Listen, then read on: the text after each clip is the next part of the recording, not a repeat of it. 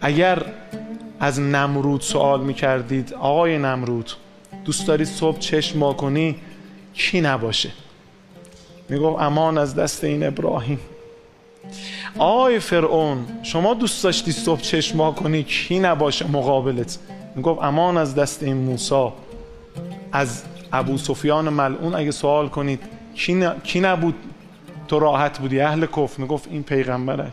همینجوری از معاویه سوال کنید علی، از یزید ملعون سوال کنید حسین. مردم راستی امروز از مستکبرین عالم سوال کنیم که چشم وا کنید یکی نباشه او کیست؟ امروز این پرچم رو دوش کیست؟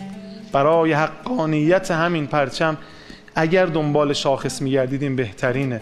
آیا جز علمدار این انقلاب اسلامی سید جانباز ماست که ایشون به نیابت از بقیت الله الاعظم این پرچم رو دوش گرفته؟ اگر دنبال حقیت برای اهل فهم، برای اهل دقت، العاقل یکفی به اشاره.